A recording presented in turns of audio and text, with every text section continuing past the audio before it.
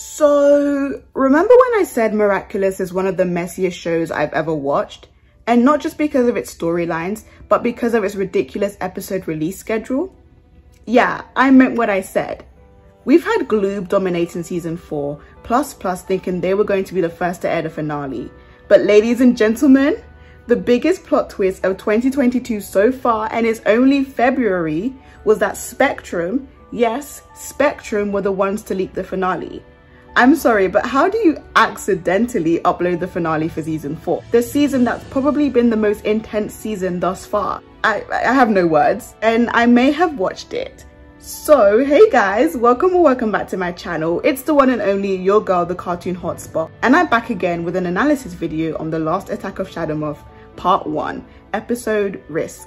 Goodness me, that night was crazy. I went from having a seemingly normal day to opening Twitter and finding out that the finale was leaked. Nonetheless, I have some thoughts. Huge thoughts, gigantic thoughts, colossal thoughts. Okay, you get the point. This episode was a lot.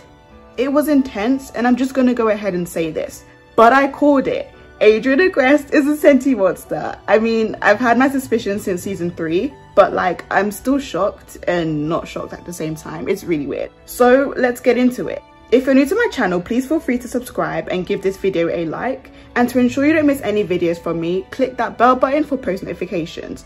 Without further ado, let's begin.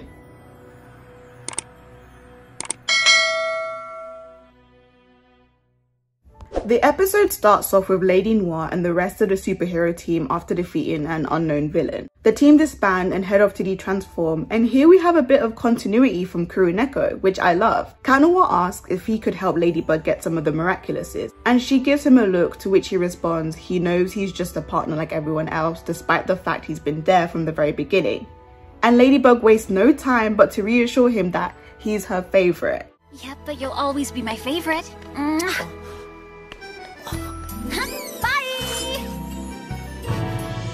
Lady Noir Nation, we won.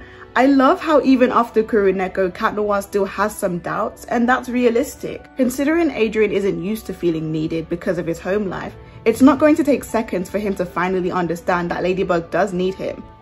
Remember, low self-esteem.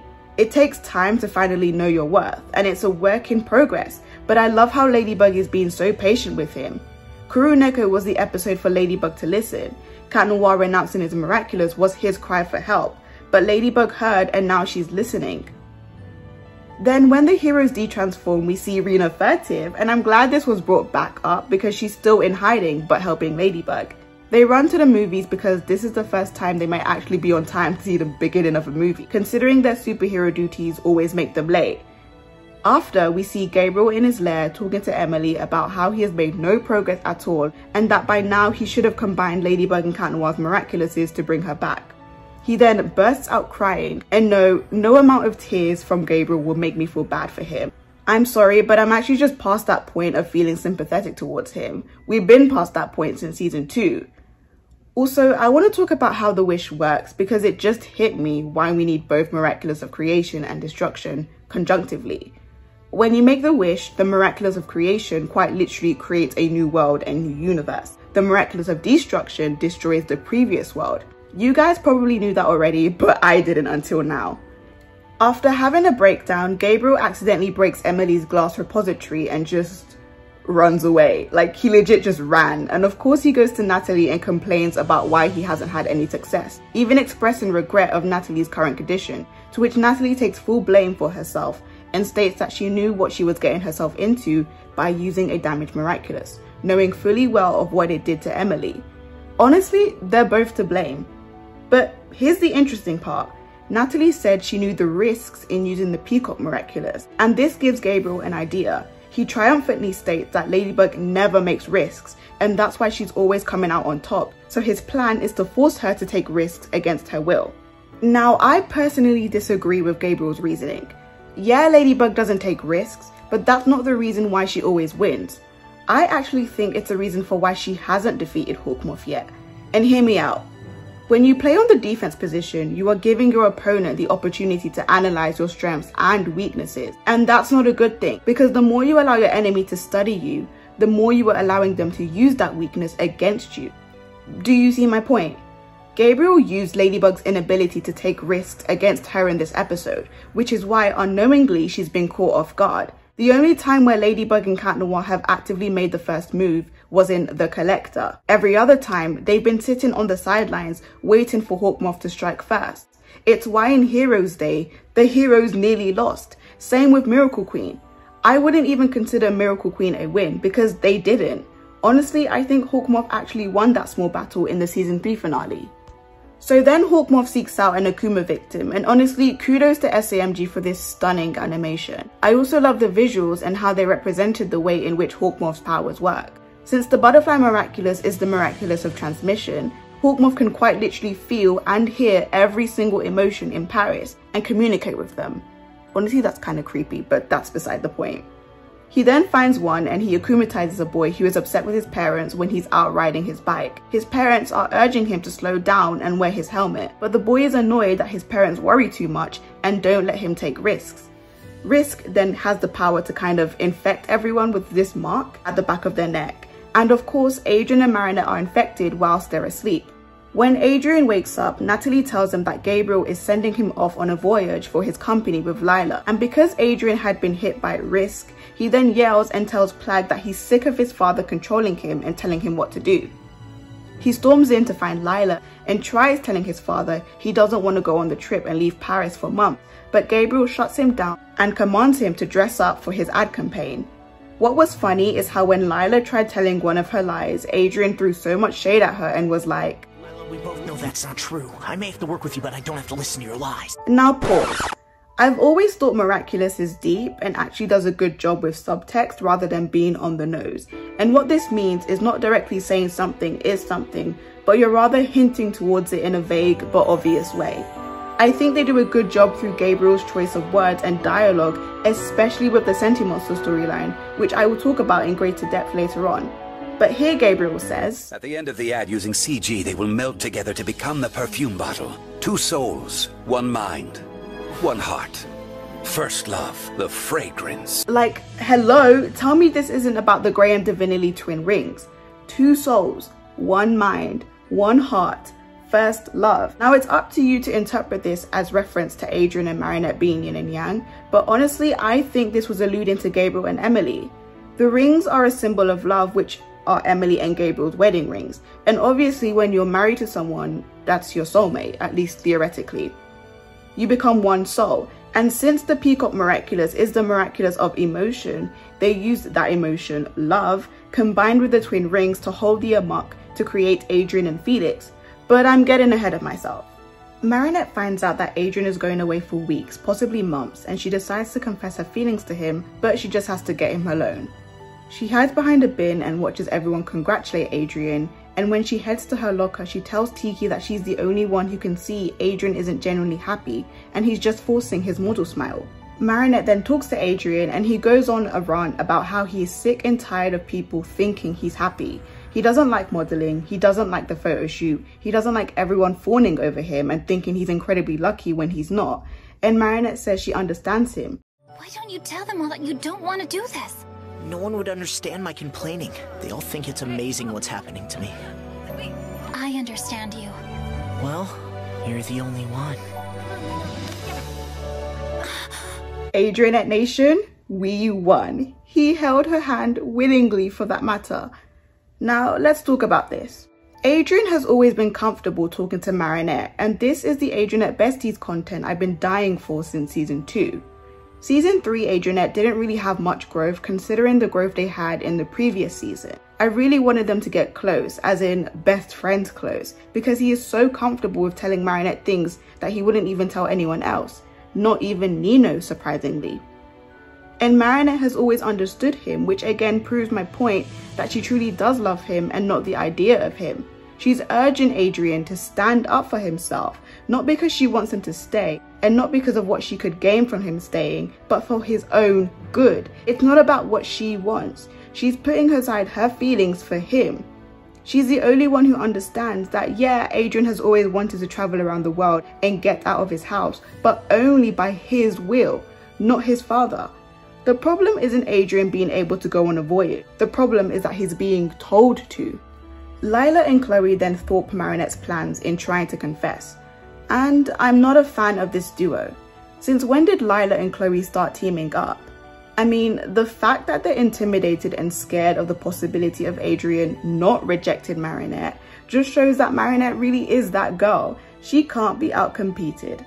In the cafeteria, Marinette conducts a plan to save Adrien, but her friends think she's taken it too far, and this is what really disappointed me. I'm most disappointed with Nino, and I personally don't think this is how this scene would have went down. In this instance, I don't agree with the writing choice.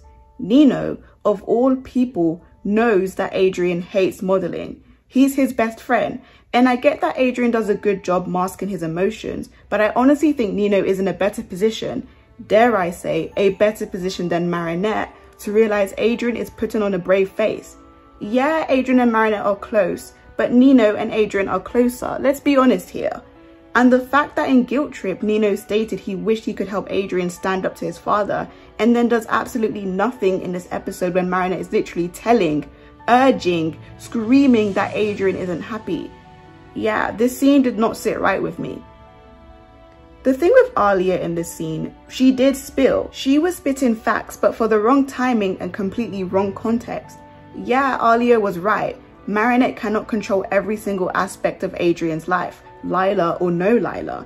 Eventually, Adrien has to do it himself, but he needs to start somewhere and he doesn't know how to. If a person is used to being shut down and told what to do, it's going to take time to build confidence to finally stand up for yourself.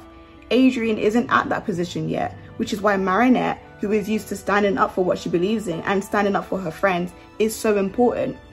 I'm just really tired of having Lila as an excuse for Marinette's friends to not believe her. I get that in the past, Marinette has been over the top when it comes to other girls liking Adrien, but she has generally grown from that. She stated in this scene that it's not even about Lila.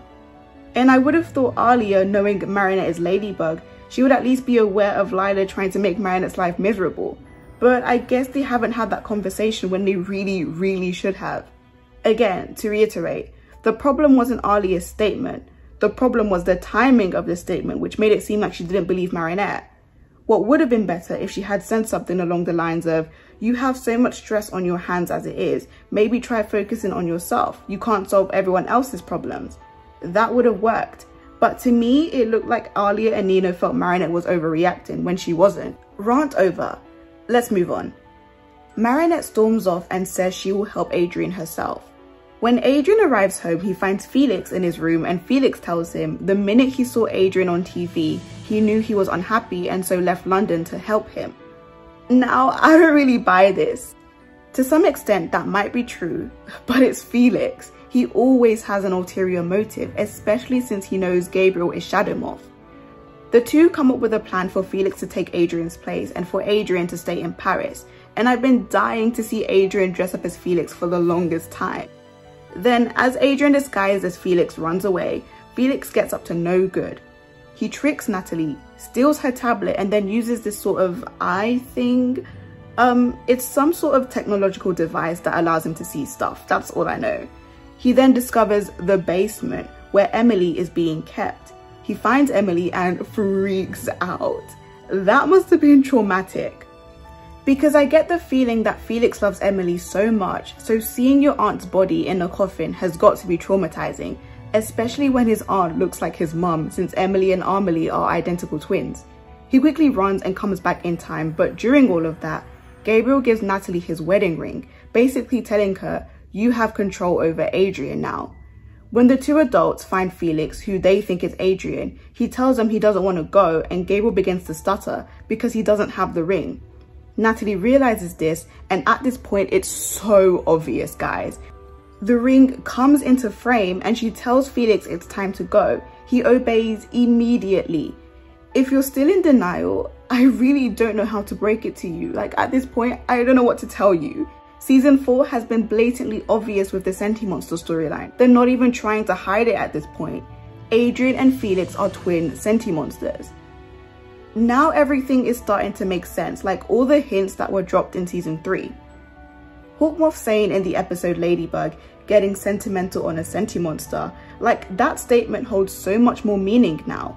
Also in Origins back in season 1, when Gabriel shouts at Adrien and says, "Because you are not like everybody else, you are my son," when Adrien asks why he couldn't go to school, which means exactly what it is. Adrien isn't like everybody else, he's a senti being. And before the comments come flooding in saying, now Adrienette can't work because he's a sentimonster, relax. Adrienette is still endgame, don't worry. Adrien being a sentimonster doesn't change anything. He's still a human being because he was created to replicate that of a human being. He experiences the same feelings and emotions that humans experience. It's just that he was not created in the biological process that everyone else came to be. I'd argue that the real monster around here is Gabriel. And now would be a good time to recommend watching one of my previous videos where I talk about why I think Emily Agreste isn't the saint we think she is. If I'm going to be dragging Gabriel, I'm going to be dragging Emily as well. None of them are safe. I also want to talk about why Adrien being a sentimonster is a very good storyline, and I have to put a trigger warning since I will be briefly talking about parental and emotional abuse, so viewer discretion is advised. Considering the amount of restrictions Miraculous Ladybug has when it comes to fleshing out deep and mature storylines, I think the sentimonster storyline is a good allegory for parental abuse. An allegory is a story that can be interpreted to reveal a hidden message. What that means is, the show can't directly say Gabriel abuses Adrien, but they can show it through a complex and well thought out storyline that doesn't take away the message behind parental abuse and its harmful effects on children. We need to look at things with a bit of nuance. Parental abuse can take many forms. Whilst Gabriel hasn't hit Adrien or physically abused him, except in Cat Blanc, he has emotionally abused him, and that is shown through him controlling Adrien using the ring. It's often said that kids with controlling parents rebel, and that's a good sign. However, kids with abusive parents find it difficult to rebel, and I think this is beautifully expressed through the Graham Divinity ring, because no matter how much Adrien tries to, he just cannot. Gabriel has that power over him. So yeah, I'm all in for the Senti Adrien storyline. Whatever serves the story well, count me in. It's also worth noting that Senti Adrien explains why Gabriel is, and I quote, inconsistent with his feelings towards Adrien and how he treats him. I don't think it's inconsistent on the writer's part. I think it was done on purpose. Assuming creating Adrien and Felix was the final nail in the coffin that led to Emily falling ill beyond recovery, I can see why Gabriel resents Adrien. On one hand, he might love his son, but on the other hand, his son is a walking, talking, breathing reminder, this spitting image of Emily, and Gabriel can't help feel bitter towards Adrien. Think of it like, Emily brought you into this world and now she's paying the price of it. It sucks because Adrien doesn't deserve this treatment, but that's literally Gabriel's mindset. Moving on, Kagami calls Adrien and she cleared him, as in whooped his ass, told him everything he needed to hear. She did not hold back, and we stan her for that. Kagami Tsurugi, I love you. All of us need a Kagami Tsurugi in our life. The bitter truth is what she told Adrien, that everyone decides for him and dictates his life except him. She even admitted that her relationship with Adrien didn't work because she was the one in control. A relationship is a two-way street, not one person stringing it along. Aside from the reason that Kagami loved Adrien more than he did, it's also because he was passive. He wasn't speaking, he wasn't vocal with her. That's always been his problem. But that's also to mirror Adrienette. Adrien isn't vocal, and even so, Marinette listens, whether that's Marinette as Marinette or Marinette as Ladybug. It's why Kuruneko is important. He doesn't have to speak, and Marinette would still understand him and tend to his emotional need. This isn't Kagami slander, by the way. It's Kagami realizing that she just doesn't work with someone who isn't vocal and as straight to the point as she is. But she's working on it. That's why she called him first. It's why in Glaciator 2.0 she went to Marinette to try and help him. She's learning to listen even when words aren't spoken. And that, my friends, is growth. Thanks for attending my TED Talk. Adrien then realizes Felix has tricked him and that it's too late, but he makes one last attempt to try and talk to his father.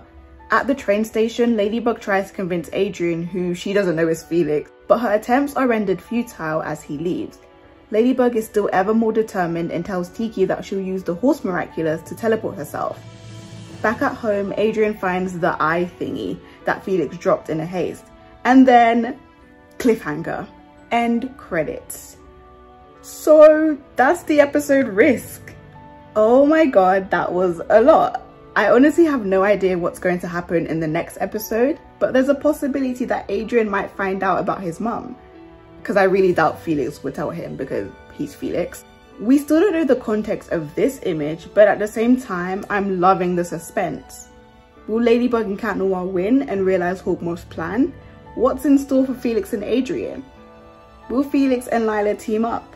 I guess we'll have to find out in the next episode, which is coming out on March 12th. If you enjoyed this analysis video, please feel free to comment and subscribe if you're new to my channel. But now I want to put it to you guys. What did you think of part 1 to the season 4 finale? Hated it? Loved it? In between? Let me know down in the comments. But as for today, that's it from me, and I'll see you again next time. Bye!